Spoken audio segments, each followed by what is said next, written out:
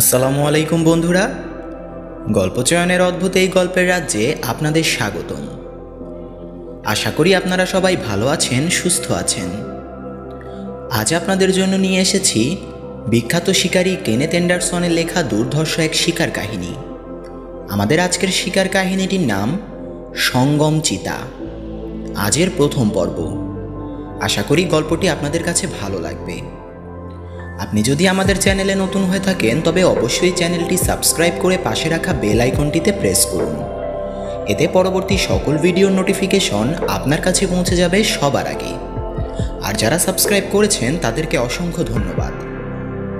তবে চলুন কথা না বাড়িয়ে আজকের গল্পে প্রবেশ করি।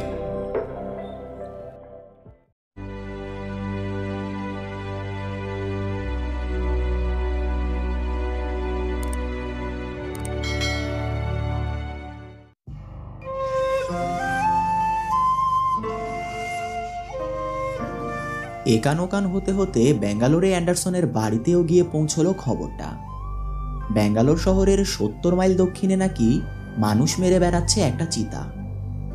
দক্ষিণ ভারতীয় অঞ্চলে তখন মানুষ খেকো চিতার কথা খুব কমই শোনা যেত, কারণ চিতার বাস উপযোগী ঘন জঙ্গল ছিল না এখানে।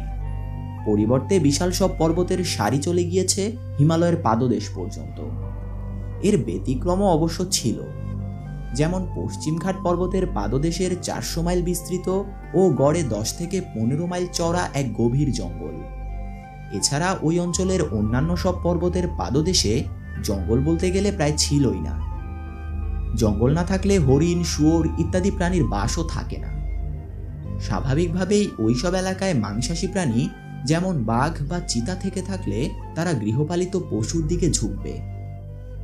গৃহপালিত পশু গরু ছাগল ছাড়াও আর একটা প্রাণীর প্রতি বিশেষ লোভ আছে চিতার, সেটা কুকুর। লোকালয়ের আশেপাশে থাকলে খাবার জন্য প্রচুর কুকুরের মাংস জোগাড় করে ফেলতে পারে চিতা।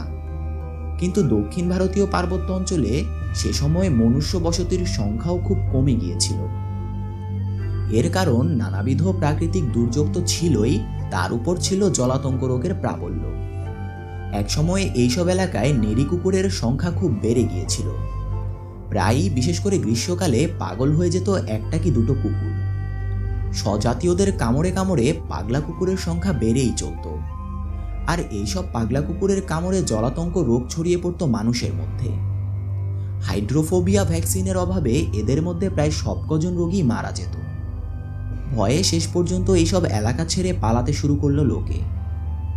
মানুষের আরও একটা বড় শত্রু ছিল ওইসব জঙ্গলে, বানর।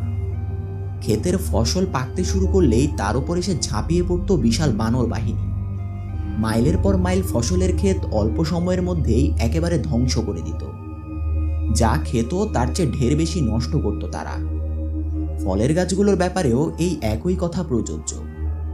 এদিকে এত সব ক্ষতি করার পরও কিন্তু বানরের গায়ে হাত তুলতে সাহস পেত না তারা, কারণ রাম রাবণের যুদ্ধের পর থেকেই বানরকে পবিত্র জানোয়ার হিসেবে মেনে এসেছে হিন্দুরা।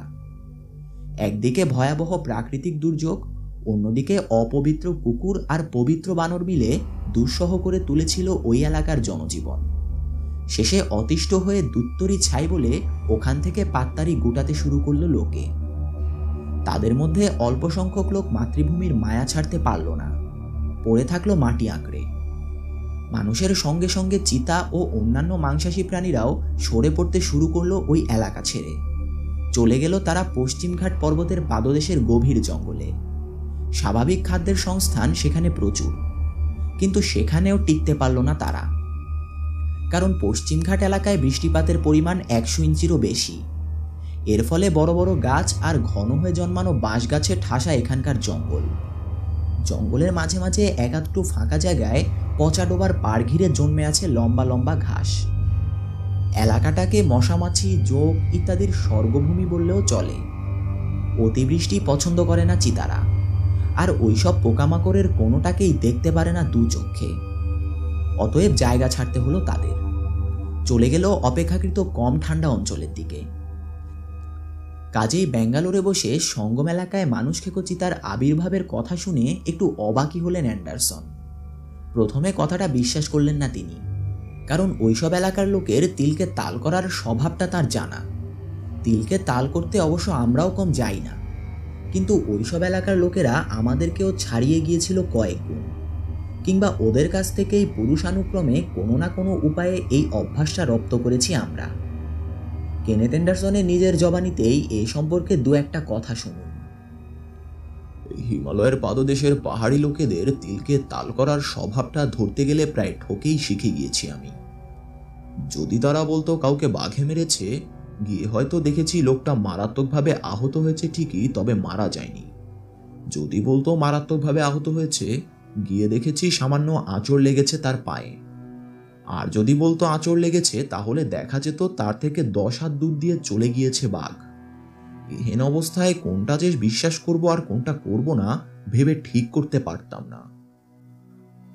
বিখ্যাত শিকারী জিম করবেটেরও বহুবার হয়েছিল এই অভিজ্ঞতা। তাই প্রথমে যখন অ্যান্ডারসন শুনলেন সঙ্গম এলাকায় একটা মেয়ে লোককে চিতাবাঘ মেরেছে, কথাটা বিশ্বাস করলেন না তিনি। এমনকি পরে একটা বাচ্চাকে চিতায় খেয়েছে শুনেও না। তৃতীয়বার একটা লোককে খুন করলো চিতাটা, তবুও গুরুত্ব দিলেন না তিনি। চতুর্থ লোকটা খুন হবার পরে খবরের কাগজের প্রথম পাতায় ফলাও করে ছাপা হলো সংবাদটা। এবারে আর অবিশ্বাস করার কোনো কারণ নেই, কাজেই রওনা দেওয়ার কথা ভাবতে শুরু করলেন অ্যান্ডারসন। ব্যাঙ্গালোর, মহীশূর এবং মাদ্রাজ থেকে চিতাটাকে মারতে সঙ্গমে ছুটে গিয়েছিল বহু শিকারী। একটা চিতা মারলো একজন। তারপর থেকে মাসখানেক পর্যন্ত ওই এলাকায় আর কোনো মানুষ মারা গেল না চিতার আক্রমণে। এতে লোকের বিশ্বাস জন্মালো প্রকৃত মানুষ খেকোটাই মারা পড়েছে। একে একে নিজ নিজ শহরে ফিরে আসতে লাগলো শিকারীরা। এরপর আবার মানুষ মারল চিতাটা, কিন্তু খেতে পারল না তার শিকারকে। একটা ছাউনি মতো ঘরে শুয়ে ঘুমিয়েছিল এই হতভাগ্য লোকটা। পাশেই ঘুমোচ্ছিল তার 4টে দোআঁশলা কুকুর। খরগোশ এবং মাঝে মধ্যে হরিণ শিকারের কাজে লোকটাকে সাহায্য করত ওগুলো। কতগুলো পুরনো টিন দিয়ে চাল দেওয়া হয়েছে এই ঘরটার। বেড়া দেওয়া হয়েছে বাঁশের কঞ্চি দিয়ে। ঘন সন্নিবিষ্টভাবে মাটিতে পোতা কঞ্চিগুলোর মাঝের ফাঁক বন্ধ করার জন্যে বেড়ার বাইরের দিকটায় পাতার আচ্ছাদন দেওয়া হয়েছে। পাতার আচ্ছাদনের ওপর আবার কাঁটা তারের বেড়া দেওয়ার মতো আটকে দেওয়া হয়েছে কাঁটালতা। মোটা বাঁশের কঞ্চি বুনে বুনে তৈরি করা হয়েছে ঘরের একমাত্র দরজার পাল্লা। এটাতেও শক্ত করে আটকে দেওয়া হয়েছে কাঁটালতা। রাতের বেলা দরজার পাল্লা লাগিয়ে ভেতর থেকে শক্ত করে আটকে দেওয়া হতো মোটা বাঁশের লাঠি দিয়ে। সেদিন রাতে এসে দরজার একদিকে থাবা দিয়ে টেনে ফাঁক করে ঘরের ভেতর ঢুকে পড়ে চিতাটা। চিতাটার আগমন টের পেয়ে আতঙ্কিত হয়ে জোরে জোরে চেঁচাতে শুরু করে কুকুরগুলো। কুকুরের চেঁচামেচিতে ঘুম ভেঙে যায় লোকটার, কিন্তু সে কিছু করার আগেই ঘরে ঢুকে পড়ল চিতাটা। অবশ্য নিরস্ত্র অবস্থায় কিছু করারও ছিল না লোকটার। চিতাটা ঘরে ঢুকতেই এক কোণে সরে গেল কুকুরগুলো, গা ঘেঁষাঘেঁষি করে দাঁড়ালো পরস্পরের। তাদের দিকে তাকিয়ে একবার মুখ খিস্তি করলো খুনিটা, তারপর সোজা এগিয়ে গিয়ে কামড়ে ধরল ভীতচকিত লোকটার গলা। একবার মাত্র তীক্ষ্ণ আর্তনাদ করে উঠেই মারা গেল লোকটা। কুকুরের চিৎকারে ঘুম ভেঙে গিয়েছিল লোকটার পড়শিদেরও। ব্যাপারটা কি তা ভেবে আশ্চর্য হলেও তা তদন্ত করে দেখার জন্য ঘর থেকে বেরোলো না কেউ। লোকটাকে খুন করার পর লাশটাকে ঘরের বাইরে টেনে নিয়ে যাওয়ার কাজে মন দিল চিতাটা। যে ফাঁকটুকু দিয়ে ঘরে প্রবেশ করেছিল সেখান দিয়েই লাশটাকে বের করে নিয়ে যেতে গিয়ে দেখল বের করা যাচ্ছে না লাশটাকে। তাই লাশটাকে দরজার ফাঁকের কাছে রেখে বাইরে বেরিয়ে এলো চিতাটা। বাইরে থেকেই লোকটার গলা কামড়ে ধরে বার করে নিয়ে আসার চেষ্টা করলো, কিন্তু একটুখানি বেরিয়েই কাঁটালতায় আটকে গেল লাশটা। গিয়ে দরজার একপাশের বেড়া ভেঙে ফেলতে চেষ্টা করলো সে। প্রচণ্ড টানাটানি করে বেড়া কিছুটা স্থানচ্যুত করতে পারল চিতাটা। এতে আশান্বিত হয়ে দ্বিগুণ শক্তিতে বেড়া ভাঙার কাজে মন দিল সে। এতে শেষ পর্যন্ত ভেঙে গেল একপাশের বেড়া, আর ভারসাম্য হারিয়ে দরজাটা এসে পড়ল একেবারে চিতাটার পিঠের উপর। এই নতুন শত্রু সম্পর্কে বিন্দুমাত্র ধারণা ছিল না মানুষ খেকোটার। ভয় পেয়ে লেজ তুলে ভোঁ দৌড় দিল সে। লাশটা পড়ে থাকলো ভাঙা দরজার কাছেই। বেড়া ভাঙা আর দরজা পড়ার শব্দ হতেই অনেক কিছু আন্দাজ করে ফেলল পড়শিরা। চেঁচিয়ে চেঁচিয়ে সারাটা গায়ের লোকজনকে জাগিয়ে তুলল তারা।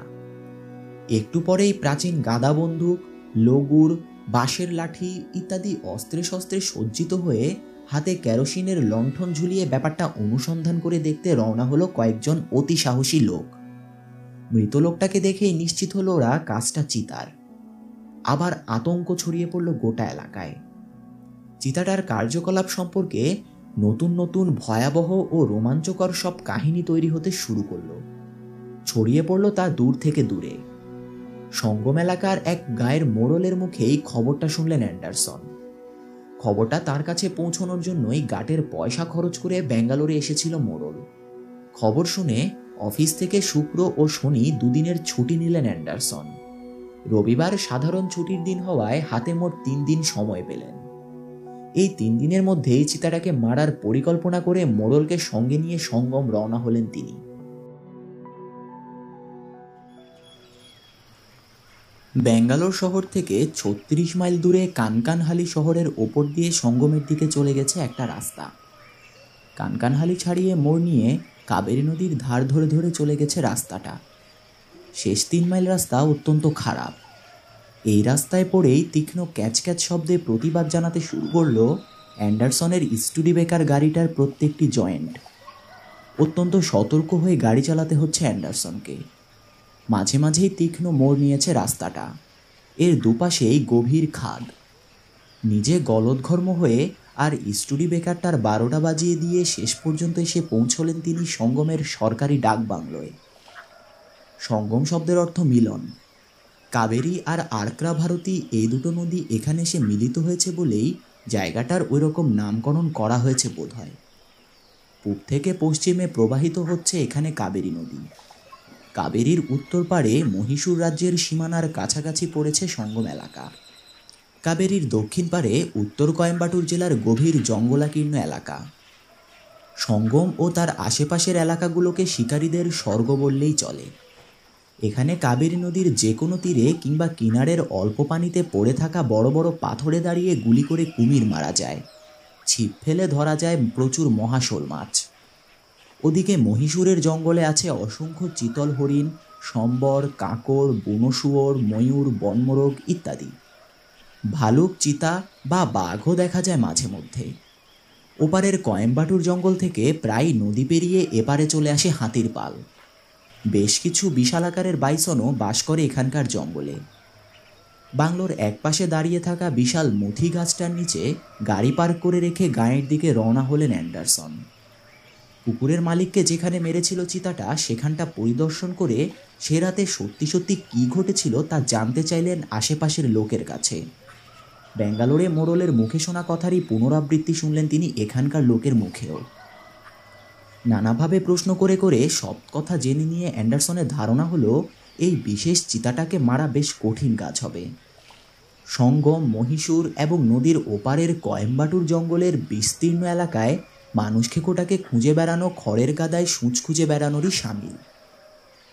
অবশ্য আসার কথা বড় নদী সাঁতরাতে পছন্দ করে না চিতাবাঘ, তবুও নিশ্চিতভাবে কিছুই বলা যায় না। চিতাটাকে কাছে আনার জন্য প্রথমেই টোপ বাঁধার কথা মনে হলো অ্যান্ডারসনের। মোড়লের সক্রিয় সাহায্যে 5টা বাচ্চা ষাঁড় কিনে ফেললেন তিনি। প্রথমে একটা বাচ্চাকে বাংলো থেকে 1/2 মাইল পশ্চিমে বেঁধে রেখে এলেন। নদীর তীর থেকেও জায়গাটার দূরত্ব সমান। নদীর তীর ধরে খানিকটা এগিয়ে গিয়ে প্রথম বাচ্চাটার প্রায় মাইলখানেক দূরে বাঁধলেন দ্বিতীয় বাচ্চাটা। তৃতীয়টা দ্বিতীয়টার মাইলখানেক পশ্চিমে। চতুর্থটা বাঁধলেন আর্করা ভারতী নদীর এক উপনদীর মোহনায়। জায়গাটা বাংলো এবং কাবেরী নদীর তীর থেকে সমান দূরত্বে অবস্থিত। পঞ্চম ও শেষ বাচ্চাটা বাঁধলেন চতুর্থটার 1 মাইল পূবে। মোটামুটি একই সরল রেখায় থাকলো 5টা টোপ। সবকটারই অবস্থান নদীর তীর থেকে 1/2 মাইল ভেতরে। পূবের প্রথম টোপটা থেকে পশ্চিমের শেষ টোপটার দূরত্ব হলো 4 মাইলের মতো। সূর্য ডোবার পূর্ব মুহূর্তে ডাক বাংলোয় ফিরে এলেন অ্যান্ডারসন। বাংলোর ছোট্ট বারান্দায় বসে ঠান্ডা হয়ে যাওয়া রাতের খাবার খেয়ে নিয়ে 2 মগ ধুমায়িত চা গলাধঃকরণ করলেন তিনি। তারপর পাইপ ধরিয়ে বাংলোর দেয়ালে পিঠ দিয়ে বসে চুপচাপ শুনতে লাগলেন পাথুরে তীরে আছড়ে পড়া নদীর পানির মৃদু কলতান। রাতটা অন্ধকার, আকাশও মেঘলা। ছেঁড়া মেঘের ফাঁক ফোকর দিয়ে মাঝে মধ্যে উঁকি মারছে 1-8টা তারা। এই অন্ধকারে টোপের ওপর ওত পেতে বসে চিতার অপেক্ষা করার কোনো মানেই হয় না। তাই ঘুমোতে চললেন অ্যান্ডারসন। পরদিন খুব ভোরে উঠে টোপগুলো পরিদর্শন করতে চললেন অ্যান্ডারসন। বহাল তবিয়তে জ্যান্ত অবস্থায় পেলেন তিনি সবকটা টোপকে। গতদিন যে পথ ধরে এসেছিলেন সেই পথ ধরেই নদীর উজান বরাবর হাঁটতে হাঁটতে একটা তীক্ষ্ণ মোড় পেরিয়ে একেবারে ফেরিঘাটের কাছে চলে এলেন তিনি। এতটা পথের মাঝে কোথাও চিতাবাঘের পায়ের ছাপ চোখে পড়ল না তার। শুধু গোটা কয়েক চিতল আর 3টে সম্বর হরিণ রাতের বেলা আড়াআড়িভাবে পথ পেরিয়ে গিয়ে নদী থেকে পানি খেয়ে আবার ফিরে গেছে জঙ্গলে। এবার বাংলোয় ফেরার পালা। সোজা রাস্তায় না গিয়ে কোনাকুনিভাবে পাহাড় পেরিয়ে জঙ্গলের ভেতর দিয়ে আরকরা ভারতীর বালুকা বেলা এসে দাঁড়ালেন অ্যান্ডারসন। আশা করেছিলেন এদিকের কোথাও পাওয়া যাবে চিতার পায়ের ছাপ, কিন্তু নিরাশ হতে হলো তাকে। আগের সেই কটা চিতল আর সম্বরের ছাপই পাওয়া গেল এখানেও। 4 নম্বর টোপটা পেরিয়ে আরকরা ভারতী আর কাবেরীর সঙ্গমস্থলের দিকে চলে গেছে হরিণের দলটা। 3 দিন ছুটির 1.5 দিন পেরিয়ে গেছে, অথচ এর মাঝে চিতাবাঘের পায়ের ছাপও চোখে পড়ল না অ্যান্ডারসনের। অবস্থা দেখে হতাশ হয়ে পড়লেন তিনি। দুপুরের খাওয়ার পর একটু পূবে ঘুরে আসার সিদ্ধান্ত নিয়ে বেরিয়ে পড়লেন অ্যান্ডারসন। কাবেরীর ভাটির দিকে চলতে চলতে প্রায় 3.5 মাইল দূরের একটা গিরিখাতের কাছে এসে দাঁড়ালেন তিনি। শুরু হতে হতে নদীটা এখানে 20 ফুটে এসে দাঁড়িয়েছে। বিশাল গিরিগহ্বরের ভেতর দিয়ে সগর্জনে বয়ে চলেছে নদীর পানি। স্থানীয় লোকেরা এর নাম দিয়েছে মিকি দাঁত। এই কানারি শব্দটার বাংলা মানে হলো ছাগলের লাফ। জায়গাটার এমন অদ্ভুত নামকরণের কারণ হলো বহুদিন আগে একটা পাহাড়ি ছাগল জংলি কুকুরের তাড়া খেয়ে নাকি ছুটে এসে আর কোনো উপায় না দেখে এক লাফে 20 ফুট চওড়া নদী পেরিয়ে ওপাশের মহীশূরের সীমানায় গিয়ে পড়ে। কথাটা অবিশ্বাস্য হলেও স্থানীয় লোকেরা বারবার হলপ করে তা বাইরে থেকে আগত ভ্রমণকারীকে বিশ্বাস করাবার চেষ্টা করে। চক্রাকারে পাক খেয়ে খেয়ে গহ্বরের এক মুখ দিয়ে ঢুকে অন্য মুখ দিয়ে বেরিয়ে যাচ্ছে ফেনায়িত জলরাশি। পানির গর্জনে চাপা পড়ে যাচ্ছে এখানে আশেপাশের অন্যান্য শব্দ। এমনকি প্রচণ্ড জোরে চেঁচিয়ে উঠলেও নিজেই নিজের চিৎকার শুনতে পায় না মানুষ। একটা পাথরের ওপর বসে বসে দৃশ্য উপভোগ করতে লাগলেন অ্যান্ডারসন। আরও 100 গজ ভাটির দিকে নদীর পানি অনেকটা শান্ত। সেই শান্ত পানির বুকে আলোড়ন তুলে মাঝে মাঝেই শূন্যে লাফিয়ে উঠছে মহাশোল মাছ। ওপরের পরিষ্কার নীল আকাশে চক্কর মারছে একটা মেছো চিল। তককে তককে আছে সে, সুযোগ পেলেই ছোঁ মেরে পানি থেকে তুলে নেবে একটা মাছ। বেশ কিছুক্ষণ পর উঠে দাঁড়িয়ে বাংলোর দিকে রওনা দিলেন অ্যান্ডারসন। এ পথেও কোথাও চিতাটার পায়ের ছাপ চোখে পড়ল না তার। রাতটা পরিষ্কার, যদিও চাঁদ নেই আকাশে, তবুও গত রাতের মতো মেঘ না থাকায় তারার আবছা আলো ছড়িয়ে পড়েছে বনভূমির উপর। সেই আলোয় কয়েক গজ দূরের কোনো জিনিসের অবয়ব সহজেই ঠাহর করা যায়। কি করে চিতাটার সন্ধান পাওয়া যায় ভাবতে লাগলেন অ্যান্ডারসন। তার 3 দিন ছুটির 2 দিন ইতিমধ্যেই পেরিয়ে গেছে, অথচ চিতাটা সম্পর্কে যে তিমিরে ছিলেন সেই তিমিরেই আছেন এখনো। ভাবতে ভাবতেই ডাকবাংলোর কেয়ারটেকারের কুকুরটার কথা মনে পড়ল অ্যান্ডারসনের। সঙ্গে সঙ্গে উঠে পড়লেন তিনি। মাঝরাত পর্যন্ত কুকুরটাকে ধার চাইলেন কেয়ারটেকারের কাছে। প্রথমে রাজি হতে চাইল না কেয়ারটেকার, কিন্তু 3টে টাকা হাত বদল হয়ে যেতেই আর অমত করল না। দিনের বেলায় বাংলো থেকে মাইলখানেক দূরে একটা বিশাল পাথর চোখে পড়েছিল অ্যান্ডারসনের। কুকুরটাকে নিয়ে সেদিকেই চললেন তিনি। ওখানে পৌঁছে পাথরের পাদদেশে একটা চারা গাছের গায়ে কুকুরটাকে বেঁধে রেখে হাঁটতে শুরু করলেন নদীর ভাটির দিকে। বেশ কিছু দূর এসে যখন বুঝলেন কুকুরটা আর তাকে দেখতে পাচ্ছে না, ডান পাশ ঘুরে জঙ্গলের ভেতর দিয়ে ঘুরপথে আবার পাথরটার দিকে রওনা হলেন তিনি। কুকুরটা যেদিকে বাঁধা আছে তার উল্টো দিকে পাথরটার কাছে গিয়ে তাতে চড়ে শুয়ে পড়লেন উপুর হয়ে। সারাদিনের প্রখর রৌদ্রতাপে উত্তপ্ত হয়ে ওঠা পাথরটা তখনও ঠান্ডা হয়নি। জঙ্গলের মধ্যে তাকে একাকী ফেলে রেখে যাওয়া হয়েছে ভেবে চেঁচাতে শুরু করেছে কুকুরটা। মাঝে মাঝেই শ্রান্ত হয়ে যাওয়ার ফলে গলার স্বর নিচু পর্দায় নেমে আসছে ওটার, থেমে যাচ্ছে। কয়েক মিনিটের বিরাম নিয়েই আবার শুরু করছে নতুন উদ্যমে। ব্যাপারটা অত্যন্ত খারাপ লাগছে অ্যান্ডারসনের। কুকুরটাকে চিতার টোপ হিসেবে বেঁধে রাখতে কিছুতেই সায় দিচ্ছে না তার মন। গরু ছাগলের চেয়ে অনেক অনেক বেশি বুদ্ধি রাখে কুকুর। টোপ হিসেবে বেঁধে রাখা হয়েছে তাকে, এটা না বুঝলেও ভয়ঙ্কর বিপদে আছে এটুকু বোঝার বুদ্ধি তার আছে। কাজেই সাংঘাতিক মানসিক কষ্টের ভেতর রয়েছে বেচারা। একবার একটা কুকুরকে চিতার টোপ হিসেবে বেঁধে রেখে তার উপর বসে রাত কাটিয়েছিলেন অ্যান্ডারসন। সারা রাতে একবারও দর্শন দিল না চিতা, কুকুরটাও অক্ষত থাকল। কিন্তু পরদিন সকালেই অসুখে পড়ল ওটা এবং মারা গেল 7 দিনের মধ্যেই। সাংঘাতিক স্নায়বিক উত্তেজনায় মৃত্যুর কারণ হয়েছিল হতভাগ্য প্রাণীটার। সেই থেকে পারতপক্ষে কুকুরকে চিতার টোপ হিসেবে ব্যবহার করতেন না অ্যান্ডারসন। নিতান্ত বাধ্য না হলে এবং হাতে সময় থাকলেই এই কুকুরটাকেও এভাবে কাজে লাগাবার কথা তার মনে আসতো না। পাথরের চূড়ায় শুয়ে শুয়ে চারপাশে নজর রাখতে লাগলেন অ্যান্ডারসন। প্রায় ঘণ্টাখানেক অতিবাহিত হবার পর বাংলোয় যাবার পথ থেকে একটা ধূসর ছায়াকে এগিয়ে আসতে দেখলেন তিনি।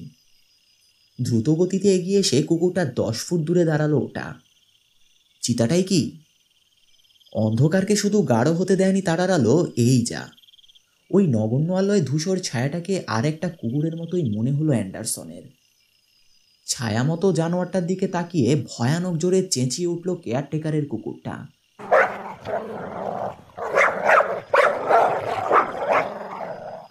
নিশ্চয়ই ওটা চিতা, ভাবলেন অ্যান্ডারসন। রাইফেলের নলের মুখ ধূসর ছায়াটার দিকে ঘুরিয়ে নলে বাঁধা টর্চের সুইচ টেপার জন্য তৈরি হলেন তিনি। এমন সময় বিকট ভঙ্গিতে হেসে উঠল জানোয়ারটা।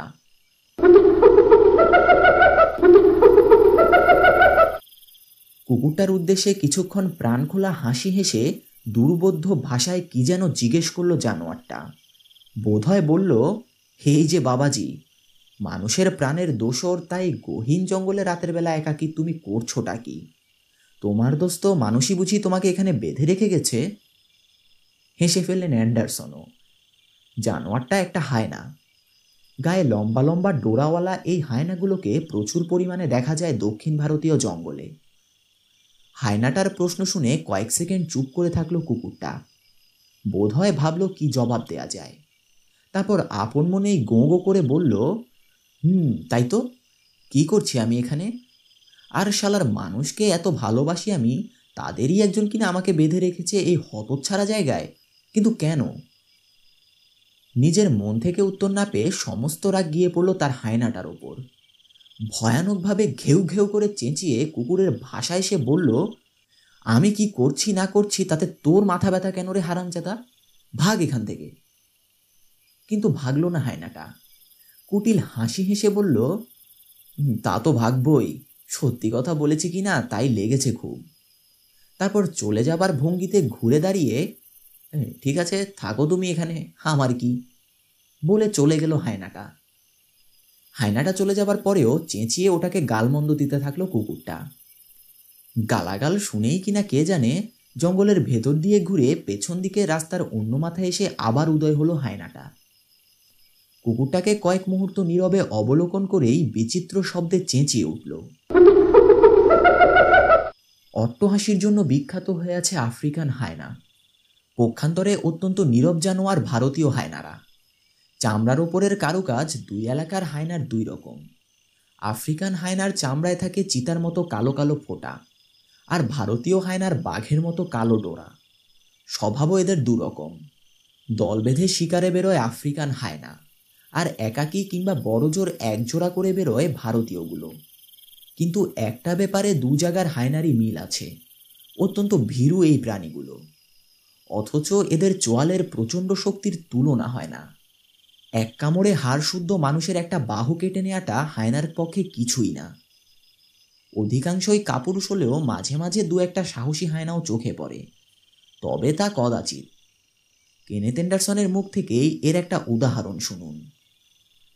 একবার একটা চিতার মরির উপর বসে খুনি জানোয়ারটার আগমনের অপেক্ষায় ছিলাম আমি। একটু পরই এলো চিতাটা এবং এসেই খেতে শুরু করলো। ইচ্ছে করলেই গুলি করতে পারতাম, কিন্তু তা করার আগে চিতাটা বাঘ না বাঘিনী সে ব্যাপারে স্থির নিশ্চিত হতে চাইছিলাম আমি। কারণ আমি শুনেছিলাম একজোড়া চিতা বাস করে এই এলাকায়। বাঘিনীটার 6 মাসের বাচ্চাও আছে দুটো। বাচ্চা দুটোকে মা হারা করতে চাইছিলাম না আমি কিছুতেই। চিতাটাকে গুলি করতে দ্বিধা করছি, এমন সময় নাটকীয়ভাবে সেখানে এসে হাজির হলো একটা হায়না। যেন মাটি ফুঁড়ে উদয় হয়েছে ওটা। বিচিত্র শব্দে চেঁচিয়ে উঠে চিতাটাকে তাড়া না করে যাওয়া পর্যন্ত দেখতেই পাইনি আমি জানোয়ারটাকে। বিদ্যুতের মতো হায়নাটার দিকে ঘুরে দাঁড়ালো চিতাটা। রাগে জ্বলছে চোখ দুটো। হায়নাটাকে দেখতে পেয়ে রক্ত পানি করার শব্দে হুঙ্কার দিয়ে উঠল ওটা। চিতাটার 5 ফুট দূরে তার ভয়ঙ্কর থাবার নাগালের বাইরে দাঁড়িয়ে কর্কশ ভাষায় বিচিত্র আওয়াজ করে চলল হায়নাটা। আমার মনে হলো নরকের সবকটা শয়তান একত্রিত হয়ে সমানে চেঁচিয়ে চলেছে। হায়নার অসহ্য চেঁচামেচির সাথে চিতার চাপা গোঙানি যোগ হয়ে শব্দের ভয়াবহতা বাড়িয়ে তুলল বহুগুণ। মাঝে মধ্যেই সামনে লাফিয়ে এসে হায়নার উদ্দেশ্যে থাবা চালাচ্ছে চিতাটা, কিন্তু বিদ্যুতের মতো পিছিয়ে এসে চিতার থাবা লক্ষ্যভ্রষ্ট করে দিয়েই আবার পাশ থেকে আক্রমণ করছে ওটাকে হায়নাটা। কিন্তু এত কিছুর মাঝেও মুহূর্তের জন্য তার বিশ্রী চিৎকার থামাচ্ছে না সে। বেশ কয়েকবার থাবা চালিয়ে আর ধমক মেরেও হায়নাটার কেশাগ্র স্পর্শ করতে না পেয়ে প্রচণ্ড রেগে গেল চিতাটা। কাজেই অন্য পথ অবলম্বন করল সে। আকাশ বাতাস কাঁপিয়ে গর্জন করে উঠে ভয় দেখাবার চেষ্টা করলো তার শত্রুকে, কিন্তু বিন্দুমাত্র ভয় পেল না তার শত্রু, বরং গর্জনের প্রতিবাদে বিশ্রী চিৎকারের পর্দা চড়িয়ে দিল আরও এক ধাপ। কোনো রকমে হায়নাটার সাথে পেরে না উঠে হার মেনে গেল চিতাটা। অমন অদ্ভুত শত্রুর মুখোমুখি হয়নি সে এর আগে কখনো। বুঝতে পারছে এই বিরক্তিকর পরিস্থিতির হাত থেকে রক্ষা পেতে হলে মরি ছেড়ে চলে যাওয়া ছাড়া আর কোনো উপায় নেই। আস্তে করে মরির কাছ থেকে সরে এসে শেষবারের মতো হায়নাটার উদ্দেশ্যে দাঁত খিচিয়ে জঙ্গলের দিকে চলে গেল সে। চিতাটা চলে যাবার পরও কয়েক মুহূর্ত অপেক্ষা করলো হায়নাটা, তারপর গিয়ে ঝাঁপিয়ে পড়ল মরির ওপর। পাথরের চূড়ায় শুয়ে শুয়ে এই হায়নাটার উদ্দেশ্যটা কি ভাবছেন অ্যান্ডারসন। অবস্থা দেখে বোঝা যাচ্ছে কুকুরটার বিরুদ্ধে লাগবার সাহস সঞ্চয় করে উঠতে পারছে না ওটা। নইলে কুকুরের মাংসে ওই জানোয়ারগুলোর অরুচি আছে বলে শোনেননি তিনি কখনো। আসলে ভয় দেখিয়ে কুকুরটাকে দূরে সরিয়ে নিতে চাইছে হায়নাটা, এমন কোনো জায়গা যেখানে নিরাপদে খুন করতে পারবে কুকুরটাকে। কিন্তু বাধা থাকায় এখান থেকে কোথাও যেতে পারছে না কুকুরটা। আর এটাই দুর্বোধ্য ঠেকছে হায়নাটার কাছে। সে ভাবছে তাকে ভয় পাচ্ছে না বলেই জায়গা ছেড়ে নড়ছে না কুকুরটা, কিন্তু নিরস্ত না হয়ে কুকুরটাকে একটানা ভয় দেখিয়েই চলল হায়নাটা। প্রায় 1 ঘন্টা পর হায়নাটার উপর রীতিমতো বিরক্ত হয়ে উঠলেন অ্যান্ডারসন। বুঝতে পারছেন তিনি এই নাটক চলতে থাকলে যে কোনো চিতা, সে সাধারণই হোক কিংবা মানুষ খেকোই হোক, এই এলাকার ত্রিসীমানা ছেড়ে চলে যেতে বাধ্য। কাজেই হায়নাটাকে তাড়ানো দরকার। খুঁজতে খুঁজতে হাতের কাছে একটা পাথর পেয়ে গিয়ে সেটা ছুঁড়ে মারলেন তিনি হায়নাটার দিকে। মৃদু থ্যাপ করে শব্দ করে হায়নাটার একটু সামনে গিয়ে পাথরটা পড়তেই ছিটকে পিছনে সরে এলো জানোয়ারটা। 1 মুহূর্ত দাঁড়িয়ে থেকে কিছু একটা ভাবল, তারপর গিয়ে ঢুকলো পেছনের ঝোপে। ওই বিরক্তিকর প্রাণীটার হাত থেকে মুক্তি পাওয়া গেছে ভেবে স্বস্তির নিঃশ্বাস ফেললেন অ্যান্ডারসন। ঠিক 15 মিনিট পর হায়নাটা যে ঝোপে গিয়ে ঢুকেছিল তার থেকে 20 গজ দূরের একটা ঝোপের ভেতরে শুকনো পাতার উপর দিয়ে কোনো অসাবধানী জানোয়ার হাঁটার শব্দ শুনতে পেলেন অ্যান্ডারসন। আরও 2 সেকেন্ড পর ঝোপটা থেকে বেরিয়ে এলো একটা জানোয়ার। এসেই বিকট শব্দে চেঁচাতে শুরু করলো। আবার এসেছে হায়নাটা। সঙ্গে সঙ্গেই চেঁচিয়ে উঠল কুকুরটাও। আবার একটা পাথর কুড়িয়ে নিয়ে হায়নাটার দিকে ছুঁড়ে মারলেন অ্যান্ডারসন। চলে গেল হায়নাটা, কিন্তু ফিরে এলো মিনিট 10 পরেই। আবার পাথর ছুঁড়লেন অ্যান্ডারসন। চলে গিয়ে আবার ফিরে এলো হায়নাটা। পঞ্চমবার তার দিকে পাথর নিক্ষেপ হতেই জায়গাটা সুবিধের না ভেবে বিরক্ত হয়ে শেষবারের মতোই একবার বিচিত্র চিৎকার করে সেখান থেকে চলে গেল সেটা। ঘড়ি দেখলেন অ্যান্ডারসন, রাত 10টা বেজে গেছে। 12টা বাজতে 5 মিনিট বাকি থাকতে মানুষের কথা বলার শব্দ কানে এলো অ্যান্ডারসনের। একটু পরেই দূরে দুটো লণ্ঠনের মিটমিটে আলো চোখে পড়ল তার। এদিকেই এগিয়ে আসছে কয়েকজন লোক। মানুষ এবং আলো দেখতে পেয়েই গোঙানি থামিয়ে দিল কুকুরটা। আরও কাছে আসতেই গুনে দেখলেন অ্যান্ডারসন মোট 11 জনের একটা দল। তাদের 2 জনের হাতে লণ্ঠন এবং একজন ছাড়া অন্যদের সবার হাতেই ছোট বড় বাঁশের লাঠি। সেই একজনের হাতে একটা গাদা বন্দুক। অ্যান্ডারসনকে খুঁজতেই এসেছে ওরা। চলতে চলতেই মাঝে মাঝে চেঁচিয়ে ডাকছে তাকে। তাদের ডাকে সাড়া দিয়ে পাথরের চূড়া থেকে নেমে এলেন অ্যান্ডারসন। লোকগুলো অ্যান্ডারসনকে জানালো, ঘণ্টাখানেক আগে মানুষ কেকোর হাতে খুন হওয়া কুকুরের মালিকের ছাউনির কাছেই একটা ঘরের বেড়া ভেঙে ভেতরে ঢুকে 5 জন ঘুমন্ত নরনারীর মধ্যে থেকে 25 বছর বয়স্ক একটা মেয়েকে আক্রমণ করে চিতাটা। আক্রান্ত হয়ে জোরে চেঁচিয়ে ওঠে মেয়েটা, কিন্তু তাতে বিন্দুমাত্র বিচলিত না হয়ে মেয়েটার মা বাবা আর 2 ভাইয়ের ওপর দিয়েই তাকে ছেঁচড়ে নিয়ে যেতে শুরু করে মানুষ খেকোটা। যেখান দিয়ে ঢুকেছিল বেড়ার সেই ভাঙা জায়গা দিয়ে তার শিকারকে বের করে নিয়ে যাওয়ার চেষ্টা করে চিতাটা। তখনও জ্ঞান হারায়নি মেয়েটা, বুঝতে পারছে কি ঘটছে। প্রাণ বাঁচাবার প্রচণ্ড তাগিদে হাত পা ছোড়াছুড়ি করতে থাকে সে। এতে কিছুতেই তাকে বের করে নিয়ে যেতে সক্ষম হয় না চিতাটা। বিরক্ত হয়ে মেয়েটাকে মাটিতে ফেলে ভয়ানক জোরে তার কাঁধ কামড়ে ধরে সে। ততক্ষণে দিয়াশলাই খুঁজে পেয়ে বাতি ধরিয়ে ফেলেছে মেয়েটার এক ভাই। আলো জ্বলতেই সাহস ফিরে পায় মেয়েটার বাপ। আর কিছু না পেয়ে একটু দূরে মাটিতে রাখা পানি ভর্তি পিতলের বদনাটা তুলেই মানুষ খেকোর দিকে ছুঁড়ে মারে সে। বিচিত্র থ্যাপ শব্দ করে গিয়ে চিতার পিঠে লাগে বদনাটা। পানি ভর্তি ভারী পিতলের বদনার আঘাত চিতাটার কাছে নতুন, এতে একটু ভরকে যায় সে। এমনিতেই চিতাই হোক আর বাঘই হোক, মানুষ খেকো হলেই এরা অস্বাভাবিক ভীতু হয়ে পড়ে, একটুতেই চমকে উঠে ভয় পেয়ে যায়। এই চিতাটাও তার ব্যতিক্রম নয়। বদনার আঘাত খেয়েই ছুটে বেড়ার ভাঙা জায়গা দিয়ে বেরিয়ে চলে যায় সে। বাবা মা ভাইসহ আহত মেয়েটার চিৎকারে কয়েক মিনিটের মধ্যেই জেগে ওঠে সমস্ত গাঁয়ের লোক। হাতের কাছে অস্ত্রশস্ত্র যা পাওয়া গেল তাই নিয়ে বাতি জ্বালিয়ে ঘর থেকে বেরিয়ে এলো তারা। আহত মেয়েটাকে দেখে আর সব শুনে স্বাভাবিকভাবেই প্রথমে অ্যান্ডারসনের কথা মনে পড়ল গাঁয়ের লোকের। তখন 11 জনের এই দলটা তাকে খুঁজতে বাংলোর দিকে চলল। সেখানে কেয়ারটেকারের মুখে অ্যান্ডারসনের নৈশ অভিযানের কথা শুনে খুঁজতে খুঁজতেই এই পাথরটার কাছে চলে এসেছে তারা। একজন লোককে কুকুরটার বাঁধন খুলে দিতে বলেই বাংলোর দিকে ছুটলেন অ্যান্ডারসন।